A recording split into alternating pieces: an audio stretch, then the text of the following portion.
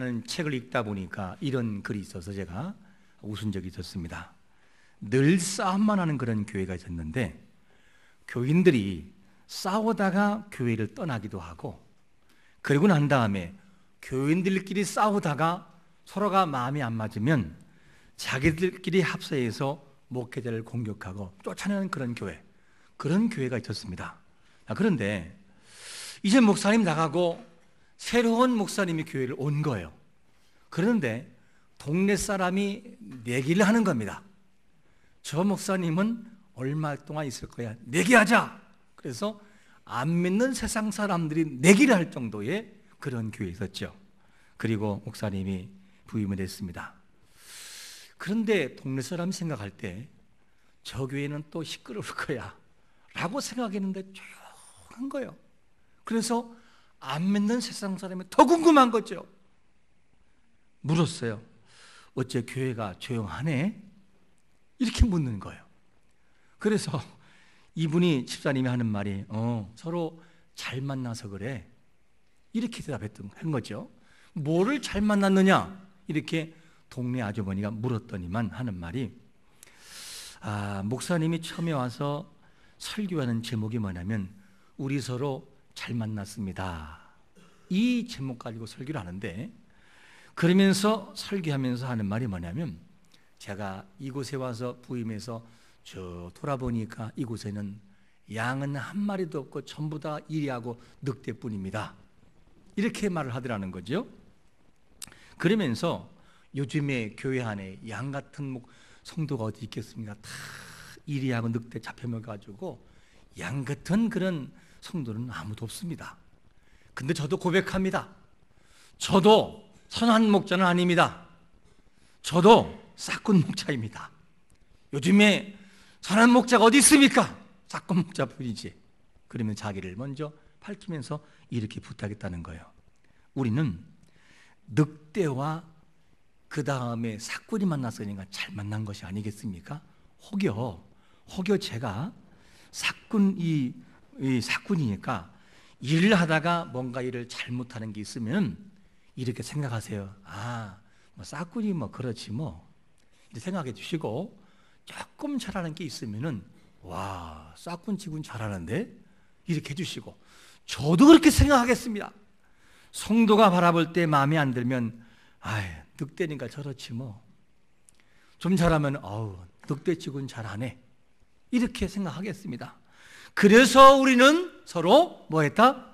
잘 만났습니다, 이런 설교를 했다는 거죠. 이렇게 설교를 하고 난 다음에 교인들이 서로가 마음에 안 드는 게 있으면은 생각하기를 늑대니까 저렇지 뭐, 이러면서 생각이 바뀌더라는 거죠. 그러면서 시간이 지나면서 점점 교회가 바뀌어지기 시작을 하는데, 늑대는 없고 전부 다 양들로 바뀌더라는 거예요. 이해해주고 사랑해주고 용서하고, 이런 교회로 바뀌더라는 거죠. 여러분, 우리 교회는 이런 교회는 아니지만 어쨌든지 잘 만난 교회인 것을 믿으시기를 축원합니다. 그래서 교회라는 공동체는 어떤 공동체냐?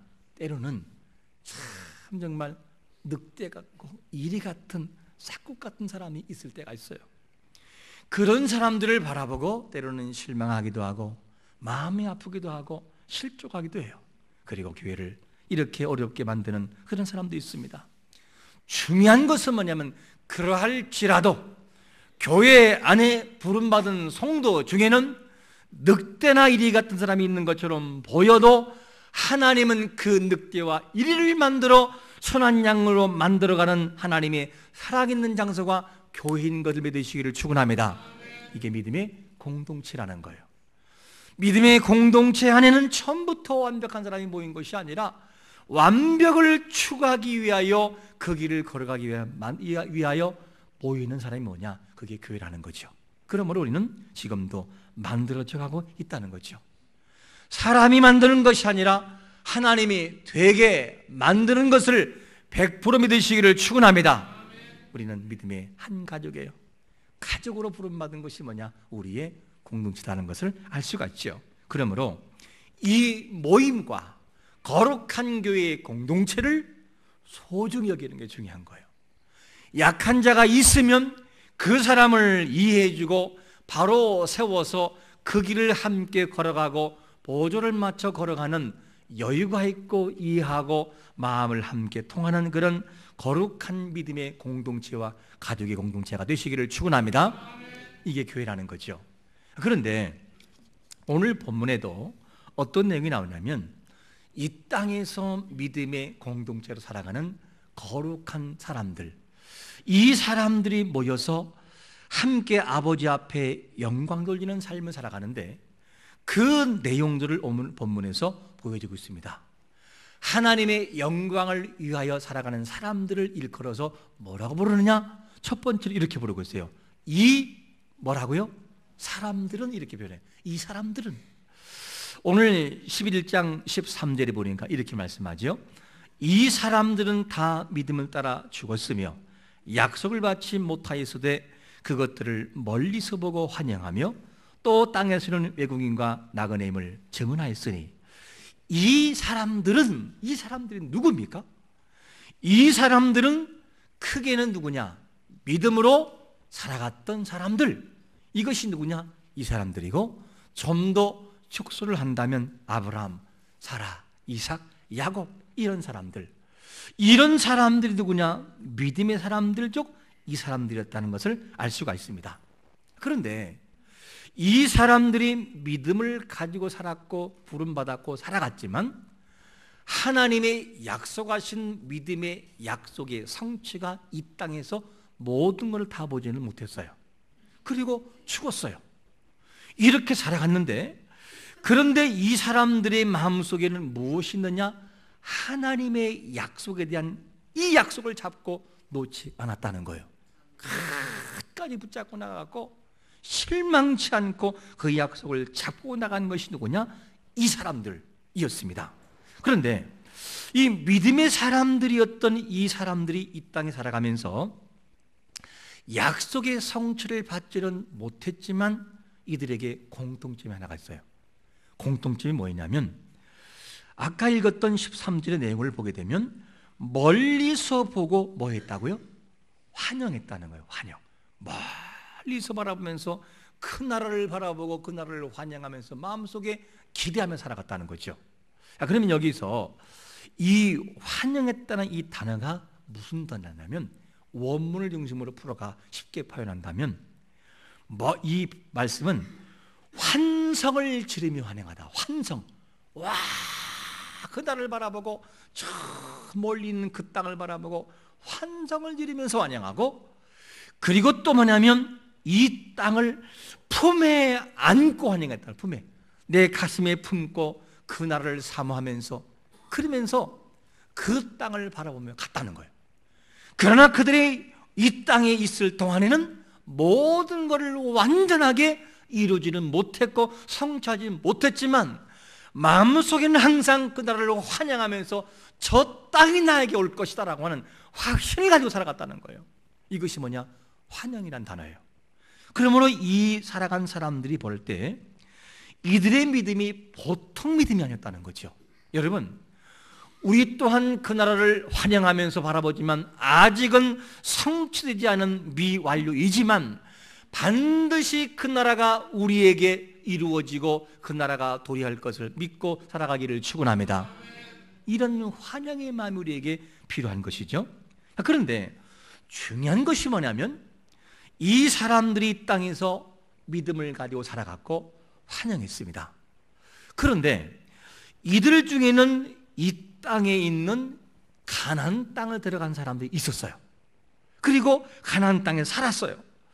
그런데 이들의 삶을 뭐라고 표현하고 있냐면 이렇게 표현하고 있어요. 계속 13절을 이번 살펴보면 또 땅에서는 누구와 같이? 외국인과 같이.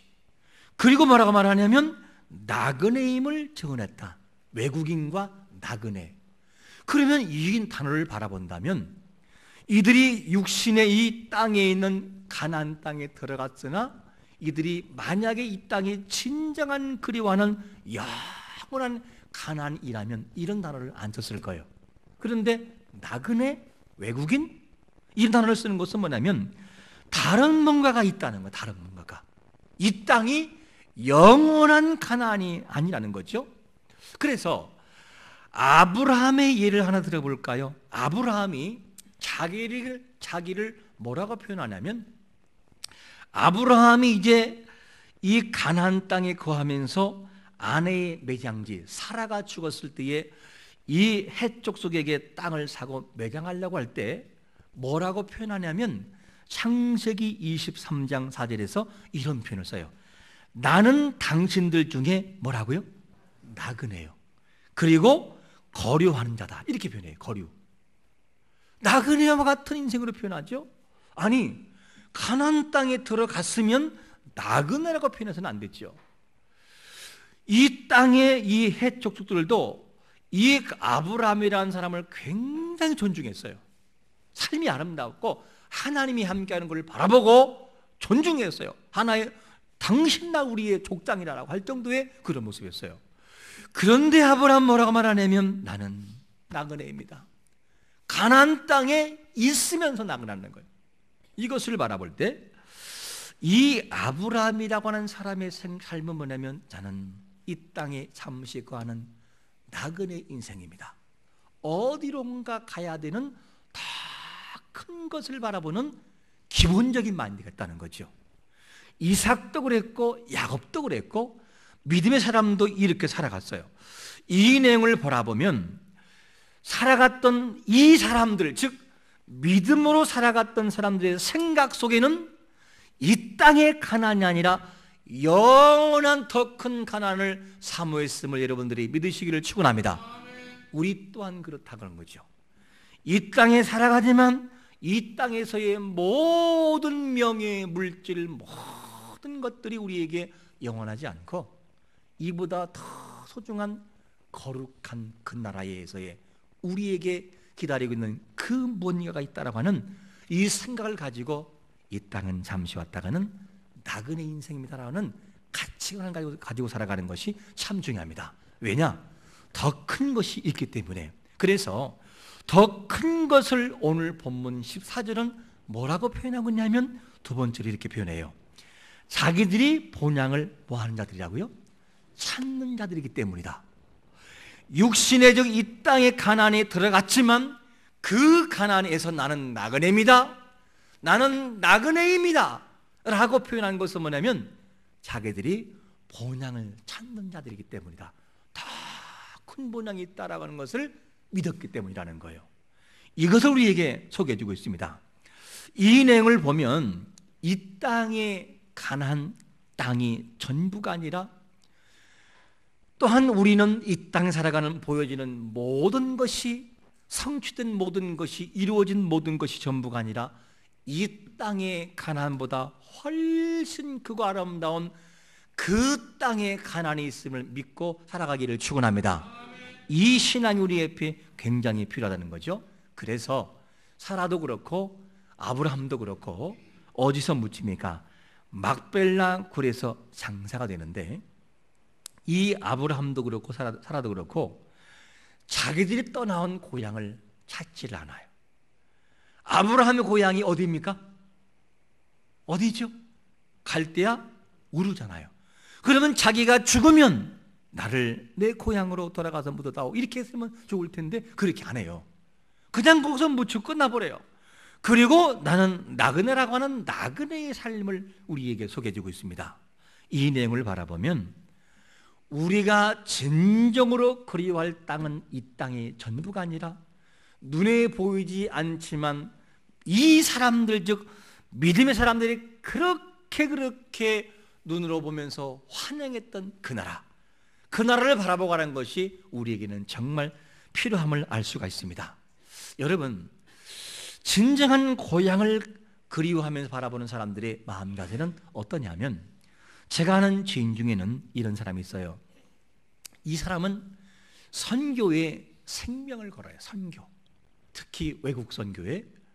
그래서 외국 선교에 생명을 거는데 교회를 세우고, 그리고 때로는 우물을 파는 이런 곳에 온 힘을 다합니다. 그런데 이를 위하여 어느 정도 아끼며 살아가냐면 이렇게 살아가요. 자기가 이 돈을 벌고 아껴서 외국에 교회를 세우는데 저는 2번을 봤습니다. 한 번은 1억을 드리면서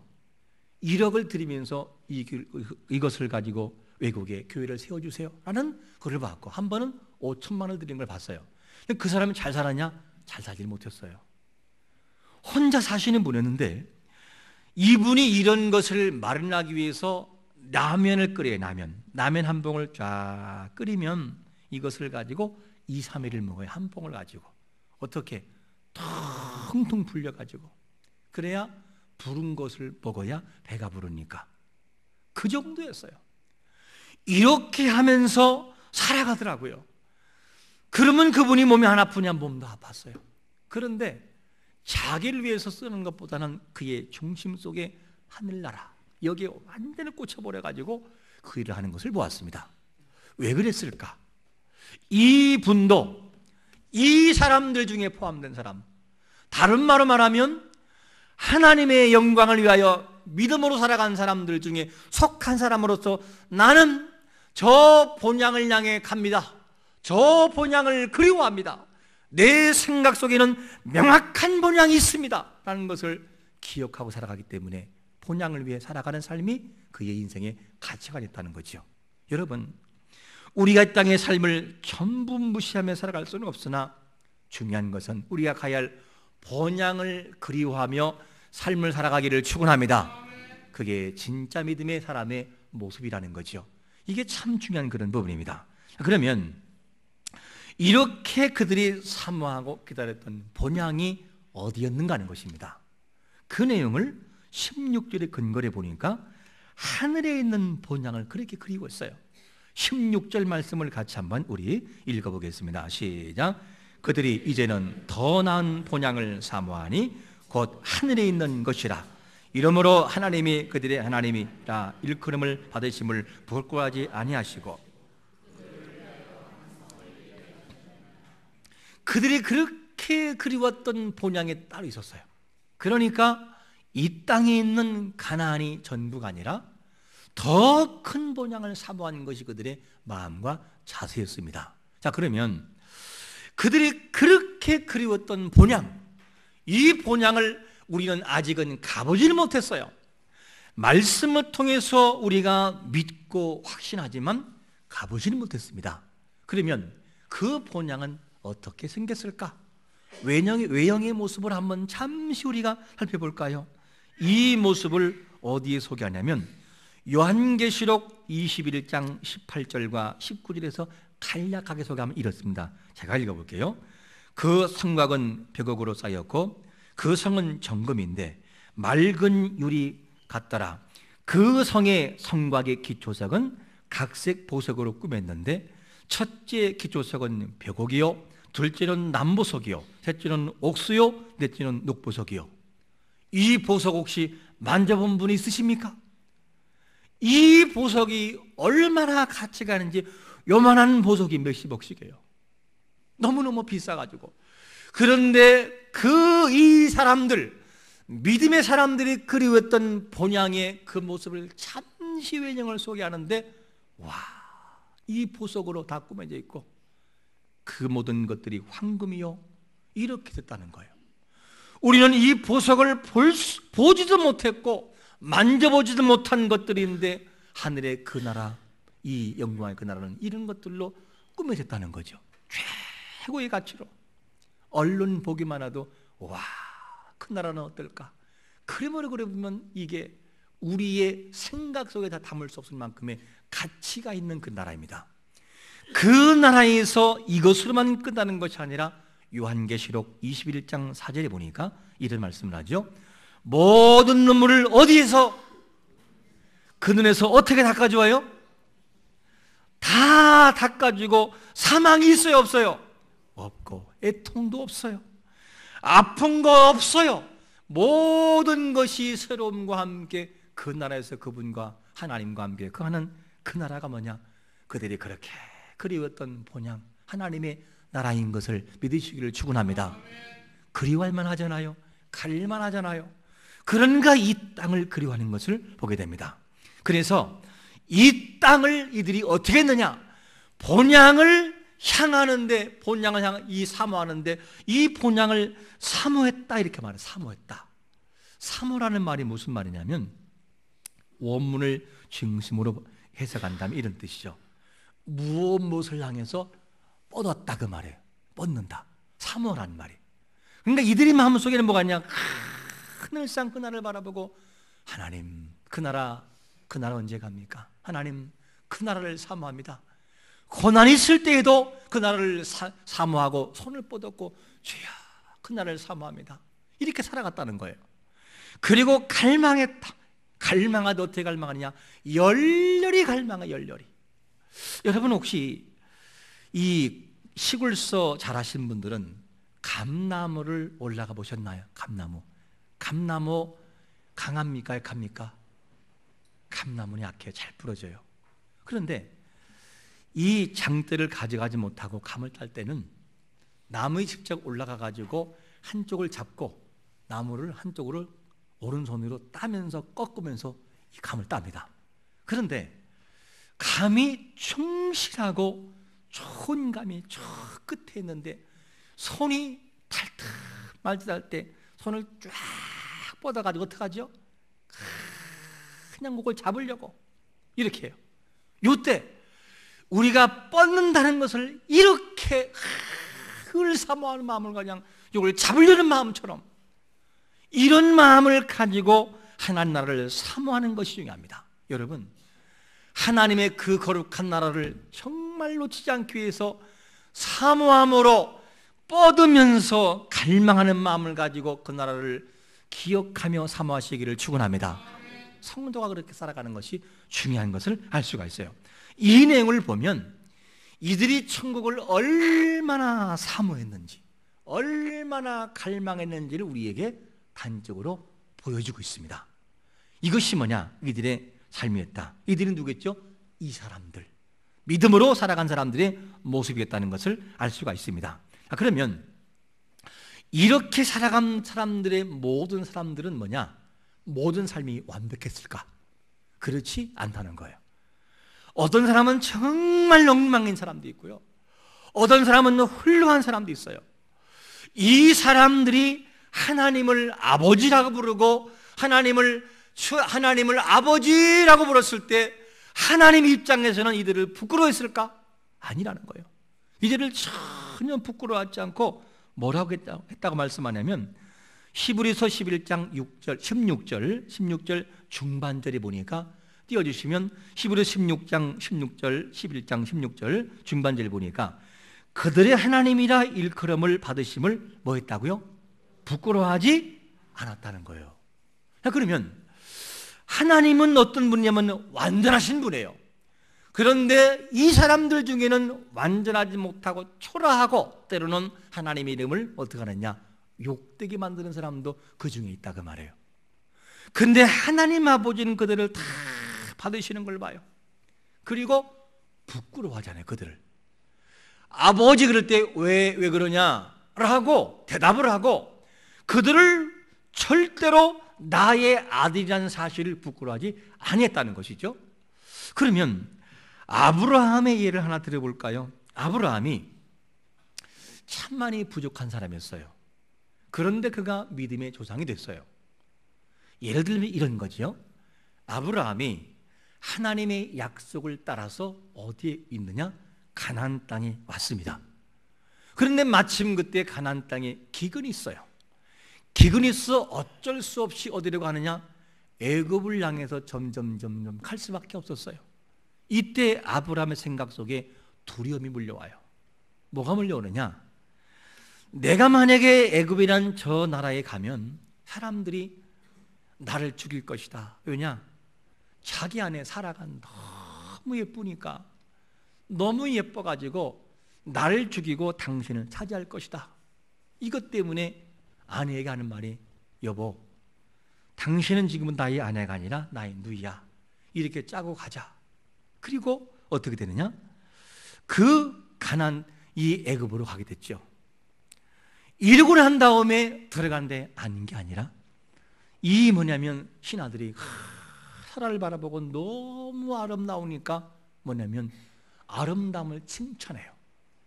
그리고 아브라함의 아내가 아니니까, 누이라고 했으니까 바로 왕에게 데려가요. 그리고 그 모습으로, 정말 초라한 모습으로 아내는 사라는 어디가 들어갑니까? 바로 왕에게 가고, 그리고 이 아브라함은 초라한 마음을 지새워요. 이게 뭐냐? 아브라함의 두려움이었어요. 여러분들, 아내를 바라보고 어디를 데려가가지고 너무 예뻐가지고 걱정돼가지고 밤잠을 못 자는 사람이 있습니까? 여기는 별로 없는 것 같아 보니까. 여러분, 그것도 감사할 조건이에요. 여러분, 잊지 말 것은 뭐냐면, 이렇게 해서 어떻게 되느냐? 아브라함이 거짓말을 시키는 거예요. 거짓말을 시켜가지고 그 아내를 아내라고 하지 못하고 누이라고 하는 거죠. 참, 이것을 바라보면 너무너무나 부끄러운 거죠. 이것을 바라보면 아브라함이 믿음의 사람들이 아니라, 누가 믿음의 사람이냐? 사실은 알고 보면 누가 믿음의 사람이에요? 사라라고 하는 여인이 더 믿음의 사람이에요. 여러분, 이 아브라함이 사라에게 하는 말이 뭐였냐면, 사라에게 여보, 당신은 내 아내라고 하지 말고 누이라고 하자 라고 말했을 때, 사라가 막 따지고 얼굴을 핥히고 욕을 했던 내용이 나와요, 안 나와요? 언급하지 않아요. 침묵하고 따라가요. 사실은 나름대로 숨겨진 보화를 캐낸다면 아브라함의 진짜의 성숙함은 한편으로 사라의 역할이 굉장히 중요했다는 것도 우리가 볼 수 있어요. 여러분, 이렇게 부족한 아브라함인데, 그런데 하나님은 어떻게 되느냐? 그 아브라함을 받으실 때 완전하고 성숙한 아브라함만 받으신 것이 아니라 부족한 아브라함을 용납하시고 허용하시고, 그리고 훗날 아브라함을 어떻게 만드시느냐? 자기 독자 이삭을 번제로 드릴 수 있는 결단까지 가도록 그를 만들어 놔요. 그게 누구냐? 하나님의 참으심이에요. 여러분, 하나님은 오늘날 우리에게 부족한 것이 많이 있고 아직도 미성숙하지만, 그럼에도 불구하고 하나님이 거룩한 사람으로 만들어가고 있음을 믿으시기를 축원합니다. 그리고 하나님은 그 사람을 거룩한 하나님의 종으로 세울 때가 반드시 온다는 거예요. 우리가 입술을 통하여 하나님을 아버지라고 부를 때에 하나님은 왜 그러냐라고 이렇게 예민하게 반응하신다는 거예요. 그게 누구냐? 우리를 사랑하신 하나님의 사랑인 것을 알 수가 있습니다. 여러분, 우리는 하나님의 택하신 족속이요 거룩한 제사장이라는 사실을 믿고 하나님을 나의 아버지로 과감하게 부를 수 있는 용기가 있으시기를 축원합니다. 여러분, 우리가 고향을 이렇게 또 돌아갈 것이고, 그리고 고향을 찾으신 여러분, 우리가 이 명절을 맞이하면서 단지 그냥 명절에 고향을 찾는 것으로 끝나지 말고, 야, 그렇구나, 이 땅에 우리가 보고 있는 고향은 영원하지 않고 언젠가는 떠날 그 나라이다.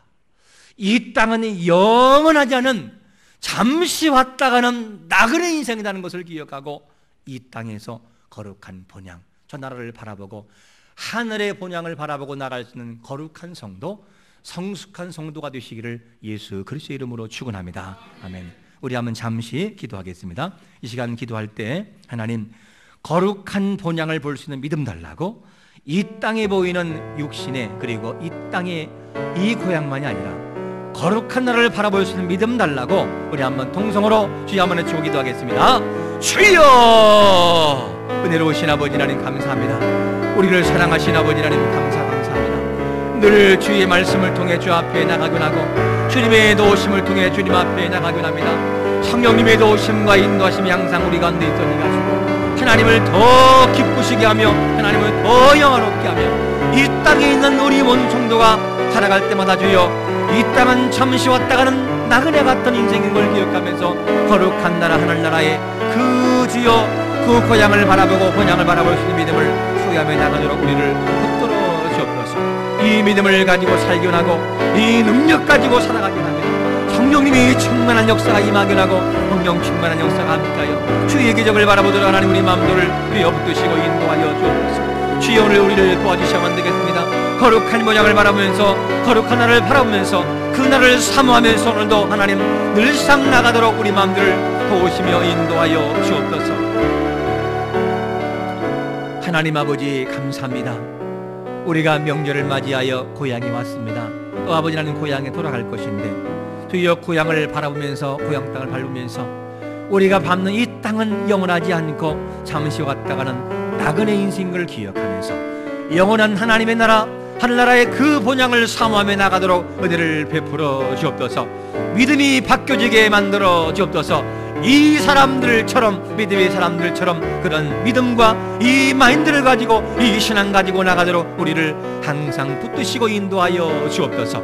예수님의 거룩하신 이름으로 간절히 축복하며 기도합나이다. 아멘.